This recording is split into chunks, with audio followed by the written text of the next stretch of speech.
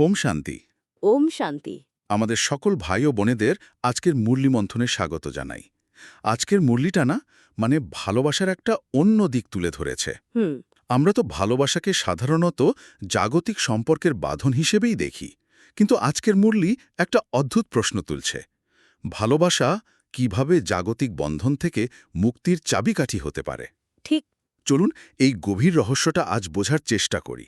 হুম। মুরলির শুরুতেই একটা খুব শক্তিশালী উপমা দেওয়া হয়েছে, ওই যে বহনি পতঙ্গ বা পতঙ্গের আগুনে ঝাঁপ দেওয়ার ব্যাপারটা। হ্যাঁ, পতঙ্গের উপমা। বলা হচ্ছে যেমন পতঙ্গ দীপশিখাকে ভালোবেসে নিজেকে উৎসর্গ করে, তেমনি বাবার প্রতি ভালোবাসায় এই দেহ সচেতনতাকে উৎসর্গ করতে হবে।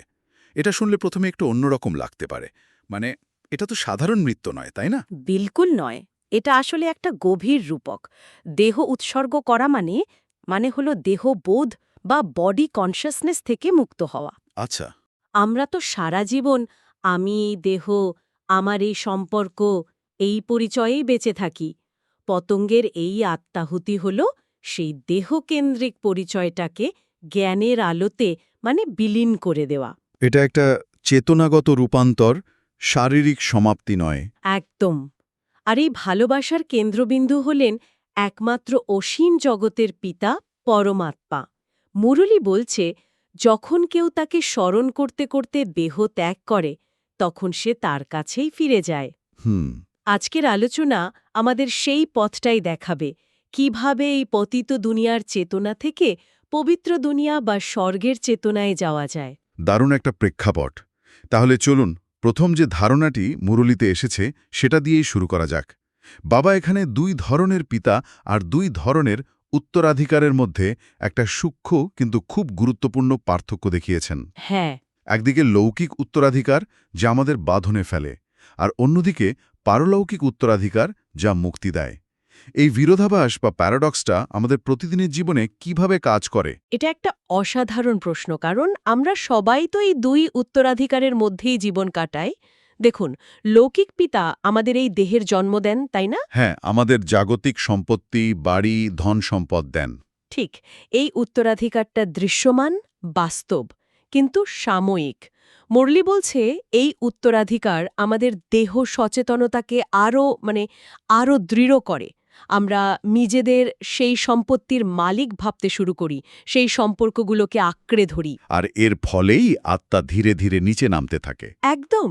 ৬৩ জন্ম ধরে আত্মা নিচে নামতে থাকে, নিজের আসল স্বরূপ ভুলে মায়াবী জগতের প্রতি আসক্ত হয়ে পড়ে। কিন্তু এর বিপরীতে পারলৌকিক পিতা অর্থাৎ পরমপিতা পরমাত্মা, যিনি সকল আত্মার পিতা, তিনি কি দিচ্ছেন? তিনি দিচ্ছেন অবিনাশী উত্তরাধিকার, স্বর্গের বাদশাহী। এটা কোনো জাগতিক সম্পত্তি নয়, এটা হলো আত্মার সহজাত গুণ, শান্তি, সুখ, পবিত্রতা, আনন্দের চূড়ান্ত অবস্থা। আচ্ছা। তিনি স্বর্গ স্থাপন করেন, আর আমরা তার সন্তান হিসেবে সেই স্বর্গের অধিকারী হই। তাই মুরলীতে বলা হয়েছে, লৌকিক পিতা বলেন বিবাহ করে পতিত হতে, আর পারলৌকিক পিতা বলেন পবিত্র হতে। একজন নিচের দিকে নামায় আর অন্যজন ওপরে ওঠার পথ দেখান। ঠিক। এই কারণেই তাকে পতিত পাবন বলা হয়। এই পতিত পাবন শব্দটা আমরা প্রায়ই শুনি, কিন্তু আজকের মুরলী যেন এর একটা নতুন ব্যাখ্যা দিচ্ছে। পতন মানে কি শুধু নৈতিক অধঃপতন? ঠিক এখানেই গভীরতাটা। প্রচলিত অর্থে আমরা পতন বলতে পাপ বা অনৈতিক কাজ বুঝি, কিন্তু মুরলীর দৃষ্টিকোণ থেকে আত্মার সবচেয়ে বড় পতন হল নিজের স্বরূপ ভুলে যাওয়া। আচ্ছা, নিজেকে দেহ ভাবাটাই আসল পতন। একদম। যখন আত্মা নিজেকে জ্যোতির্বিন্দু না ভেবে এই রক্তমাংসের দেহ ভাবতে শুরু করে, সেটাই তার আসল পতন। কারণ এই এক ভুল থেকেই তো বাকি সব বিকার, কাম, ক্রোধ, লোভ, মোহ, অহংকার জন্ম নেয়। এবং গাইড। কিন্তু একটা বাস্তব প্রশ্ন এখানে আসে। আমরা তো এই লৌকিক জগতেই থাকি, আমাদের জাগতিক দায়িত্ব আছে। তাহলে এই দুই উত্তরাধিকারের মধ্যে ভারসাম্য রাখা কি সম্ভব? মুরলী কি আমাদের সব দায়িত্ব ছেড়ে দিতে বলছে? একেবারেই না। বরং মুরলী আমাদের কর্মযোগী হওয়ার শিক্ষা দেয়। কর্মযোগী? হ্যাঁ, অর্থাৎ কর্ম করতে হবে, কিন্তু আসক্ত হয়ে নয়। নিজেকে মালিক না ভেবে ট্রাস্টি বা তত্ত্বাবধায়ক ভাবতে হবে। ধরুন একজন ব্যাংকের ম্যানেজার। হ্যাঁ, তিনি কোটি কোটি টাকা সামলান, কিন্তু জানেন যে টাকাটা তার নয়। ঠিক তেমনি আমাদেরও সংসারে থেকে সব দায়িত্ব পালন করতে হবে, কিন্তু মনের মধ্যে এই স্মৃতিটা রাখতে হবে যে এই সব কিছুই বাবার দেওয়া এবং আমি কেবল একজন নিমিত্ত। এই চেতনাতেই ভারসাম্য আসে। দুঃখ তো তখনই হয় যখন আমরা জাগতিক জিনিসকে আমার বলে আঁকড়ে ধরি। অর্থাৎ মূল খেলাটা হলো চেতনার পরিবর্তন। আর যদি সেই চেতনাকে পারলৌকিক পিতার দিকে নিয়ে যেতে হয়, তাহলে প্রশ্ন আসে কিভাবে? মুরলী এর জন্য কোনো নির্দিষ্ট পথের কথা বলছে? হ্যাঁ, এবং মুরলী এখানে কোনো জটিল সাধনা বা আচারের কথা বলছে না। পথ একটাই এবং খুব সহজ ভাষায় বলা হয়েছে, শুধুমাত্র আমাকে স্মরণ করো। এই স্মরণকেই বলা হয়েছে প্রকৃত উপার্জন। যা আত্মার সঙ্গে যায়। ঠিক। আর এই স্মরণের পদ্ধতি বোঝানোর জন্য মুরলীতে একটা অসাধারণ উদাহরণ দেয়া হয়েছে, যা আমার খুব আকর্ষণীয় লেগেছে। বলা হয়েছে, বাবা হলেন বিন্দু। শিবকেও বিন্দুরূপে পুজো করা হয়। যেমন একজন ব্যবসায়ী একের পাশে একটা বিন্দু বা শূন্য বসালে সেটা 10 হয়ে যায়, দুটো বসালে 100, তিনটে বসালে 1000। এই বিন্দুর ধারণাটা শুধু একটা প্রতীক নয়, এটা আসলে মনোযোগকে কেন্দ্রীভূত করার একটা শক্তিশালী মনস্তাত্ত্বিক কৌশল। তাই হ্যাঁ, আধুনিক মাইন্ডফুলনেস বা মেডিটেশনের কৌশলগুলো কিন্তু ঠিক একই কথা বলে। যখন আমরা সমস্ত বিক্ষিপ্ত চিন্তাকে একটা বিন্দুতে নিয়ে আসি, তখন জাগতিক কোলাহল থেকে মনকে আলাদা করা সহজ হয়। আচ্ছা আচ্ছা, মুরলী এই মনস্তাত্ত্বিক প্রক্রিয়াটাকে আধ্যাত্মিক সম্পদ জমানোর সাথে যুক্ত করে একটা খুব প্র্যাকটিক্যাল মোটিভেশন দিচ্ছে। এটা সত্যি আকর্ষণীয়। তার মানে এটা শুধু একটা ধর্মীয় প্রতীক নয়, বরং মনকে নিয়ন্ত্রণ করার একটা বৈজ্ঞানিক পদ্ধতি। একদম তাই। এর গভীর অর্থ হল, যতবার আমরা বাবাকে তার নিরাকার জ্যোতির্বিন্দুরূপে স্মরণ করব, তত আমাদের আধ্যাত্মিক অ্যাকাউন্টে বিন্দু বা শূন্য যুক্ত হতে থাকবে। আমাদের আধ্যাত্মিক সম্পদ বাড়তে থাকবে। হ্যাঁ, বিন্দুরূপ কেন? কারণ বিন্দুর কোনো আকার নেই, নাম নেই, গুণ বা কর্মের অতীত অবস্থা।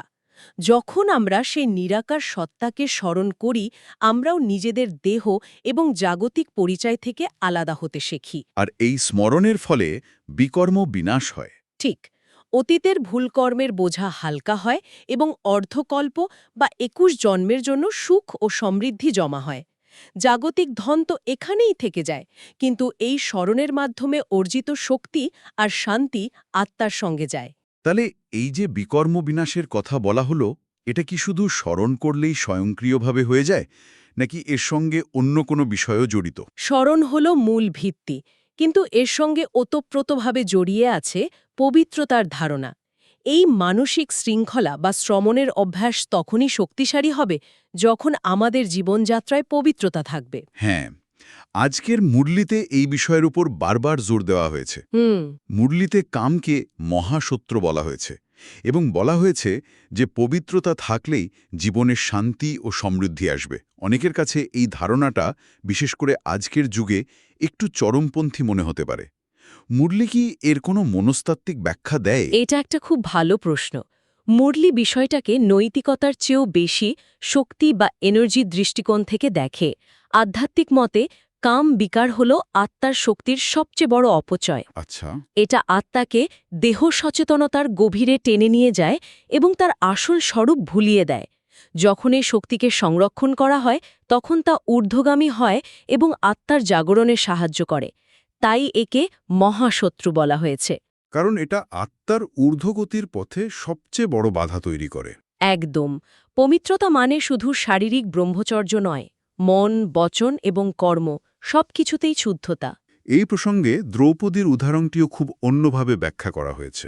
হ্যাঁ, প্রচলিত ধারণা হল দ্রৌপদীর 5 জন স্বামী ছিলেন, কিন্তু মুরলী বলছে এটা আসলে আত্মার প্রতীকী কাহিনী।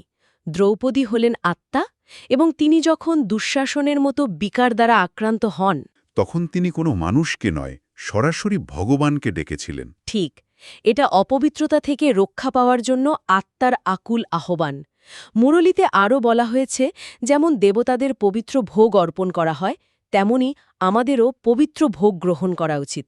কারণ যেমন অন্ন তেমন মন। অপবিত্র ভোজন মনের পবিত্রতা নষ্ট করে এবং স্মরণের পথে বাধা সৃষ্টি করে। একদম। এই পুরো যাত্রা পথটা, স্মরণ, পবিত্রতা, জ্ঞান অর্জন, মুরলীতে একটা ইউনিভার্সিটির সঙ্গে তুলনা করা হয়েছে।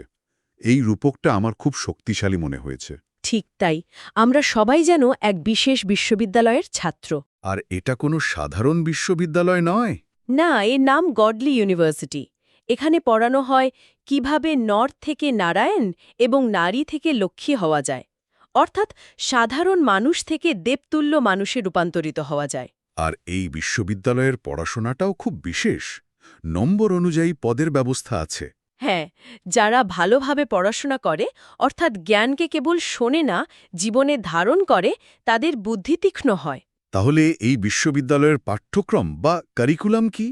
আর এখানে পরীক্ষা কিভাবে হয়? পাঠ্যক্রম হল স্বয়ং শিব বাবার দেওয়া জ্ঞান, যা আমরা মুরলির মাধ্যমে পাই। এটাই হলো জ্ঞানের মুরলি, কৃষ্ণের মতো কাঠের বাসি নয়। আর পরীক্ষা? পরীক্ষা কোনো লিখিত পরীক্ষা নয়, আমাদের দৈনন্দিন জীবনে আসা পরিস্থিতি, বিশেষ করে মায়ার বিভিন্ন রূপ, যেমন হঠাৎ করে আসা ক্রোধ, লোভ বা কোনো পুরনো অভ্যাস, এগুলোই হলো আমাদের পরীক্ষা। আচ্ছা, মানে প্র্যাকটিক্যাল পরীক্ষা। হ্যাঁ, প্র্যাকটিক্যাল।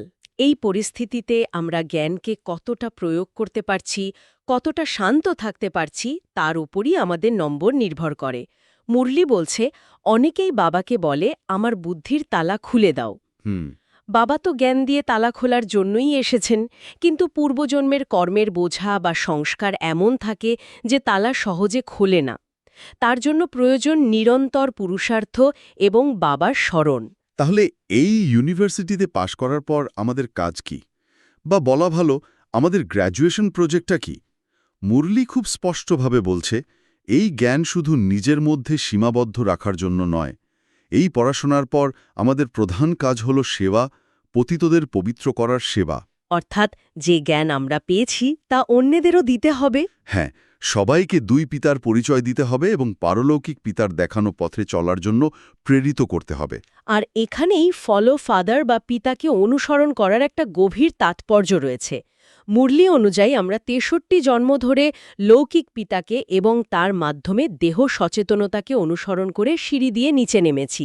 আমাদের পতন হয়েছে। হ্যাঁ, এখন একটাই জন্ম আছে যেখানে আমাদের পারলৌকিক পিতাচি অনুসরণ করে ওপরে উঠতে হবে এবং তার সঙ্গেই পরমধাম বা আত্মার ঘরে ফিরে যেতে হবে। এই অনুসরণ বা ফলো করার অর্থটা কি? এটা কি শুধু অন্ধভাবে নির্দেশ মেনে চলা? না, এটা অন্ধ অনুসরণ নয়। এটা হলো বাবার গুণাবলীকে নিজের জীবনে ধারণ করা। বাবা যেমন জ্ঞান, প্রেম এবং শান্তির সাগর, আমাদেরও তার সন্তান হিসেবে সেই গুণগুলোকে নিজেদের মধ্যে ফুটিয়ে তুলতে হবে। বাবার শ্রীমত বা শ্রেষ্ঠ মত অনুযায়ী জীবন পরিচালনা করা। একদম। যেমন বাবা আমাদের শেখাচ্ছেন কিভাবে সবাইকে আত্মিক দৃষ্টিতে দেখতে হয়, কারো দোষ না দেখে গুণ দেখতে হয়। এই শিক্ষাগুলো যখন আমরা নিজেদের জীবনে প্রয়োগ করি, তখনই সত্যিকারের ফলও করা হয়। আর সেবা হল এই অনুসরণেরই একটি স্বাভাবিক বহিঃপ্রকাশ। ঠিক, যখন আপনি নিজে শান্তি অনুভব করবেন, তখন স্বাভাবিকভাবেই তা অন্যদের সাথে ভাগ করে নিতে চাইবেন। তাহলে আজকের পুরো আলোচনার সারমর্ম যদি আমরা দেখি, তাহলে বিষয়টা দাঁড়াচ্ছে এক বিশেষ ধরনের ভালোবাসা, যা আমাদের দেহবোধ থেকে মুক্ত করে। সেই ভালোবাসা টিকিয়ে রাখার জন্য প্রয়োজন স্মরণের অভ্যাস, যা পবিত্রতার মাধ্যমে শক্তিশালী হয়। ঠিক। আর এই পুরো শিক্ষাটা আমরা একটা আধ্যাত্মিক বিশ্ববিদ্যালয়ে শিখছি, যার চূড়ান্ত লক্ষ্য হল নিজেকে পরিবর্তন করে বিশ্বসেবা করা এবং বাবার সঙ্গে ঘরে ফেরা। মুরলী বলছে, এই জ্ঞান বুদ্ধিতে থাকলে এক অদ্ভুত নিশা আর আনন্দ অনুভূত হওয়া উচিত। একদম। যখন এই ৮৪ জন্মে চক্রের জ্ঞান স্পষ্ট হয়ে যায়, আর এটা বোঝা যায় যে আমরা এখন চক্রের শেষে বাড়ি ফেরার প্রস্তুতি নিচ্ছি, তখন জাগতিক ছোটখাটো দুঃখ কষ্ট আর আত্মাকে প্রভাবিত করতে পারে না। একটা গভীর আত্মিক খুশি অনুভূত হয়। আর আজকের মন্থন শেষে মৌলির বরদান থেকে একটা বিষয় খুব স্পষ্ট হয়ে ওঠে: সন্তুষ্টতার ভূমিকা। বলা হয়েছে, প্রকৃত সফলতা পেতে হলে ৩ জনের কাছ থেকে সন্তুষ্টতার সার্টিফিকেট প্রয়োজন। ৩ জনের কাছ থেকে? হ্যাঁ, ১ বাবা, ২ নিজের মন বা আত্মা, এবং ৩ আমাদের আশেপাশের পরিবার বা সঙ্গীরা। এই বিষয়টা সত্যিই খুব গভীর। বাবা সন্তুষ্ট হবেন আমাদের শ্রীমত পালনে। নিজের মন সন্তুষ্ট থাকবে যখন আমরা পুরুষার্থে কোনো কমতি রাখব না। কিন্তু এই যে পরিবারের সন্তুষ্টির কথা বলা হলো, এটা তো বেশ কঠিন হতে পারে। হ্যাঁ, বিশেষ করে যখন পরিবারের সদস্যরা হয়তো এই আধ্যাত্মিক পথে নেই, তখন তাদের সন্তুষ্ট করা কি সম্ভব? এটাই আজকের আলোচনার সবচেয়ে বড় চিন্তার বিষয়। মুরলির গভীরতায় গেলে বোঝা যায় এখানে পরিবার বলতে প্রথমে আমাদের ঈশ্বরীয় বা ব্রাহ্মণ পরিবারকে বোঝানো হয়েছে কিন্তু জাগতিক পরিবারের ক্ষেত্রেও এর একটা গভীর অর্থ আছে কি রকম? তাদের সন্তুষ্ট করা মানে তাদের আপনার পথে চলার জন্য বাধ্য করা নয় বা তাদের কাছ থেকে প্রশংসাপত্র আদায় করাও নয় এর আসল অর্থ হল আমাদের নিজেদের ভেতরের শান্তি স্থিতি এবং ইতিবাচকতা এমন স্তরে নিয়ে যাওয়া যাতে আমাদের সান্নিধ্যে এসে তারাও একটা অনির্বচনীয় শান্তি ও সন্তুষ্টি অনুভব করে ওহ, আমাদের ভাইব্রেশন বা স্পন্দনই তাদের সন্তুষ্ট করবে আমাদের যুক্তি বা কথা নয় বাহ! তার মানে চূড়ান্ত চ্যালেঞ্জটা তাদের বোঝানো নয়, বরং নিজেকে এতটাই রূপান্তরিত করা যাতে আমাদের সত্তাই চারপাশের মানুষদের জন্য সন্তুষ্টির কারণ হয়ে ওঠে। এটা সত্যি একটা গভীর ভাবনা, যা নিয়ে আমাদের সকলেরই চিন্তা করা উচিত। আজকের মুরলী মন্থনের জন্য এতটাই। ওম শান্তি। ওম শান্তি।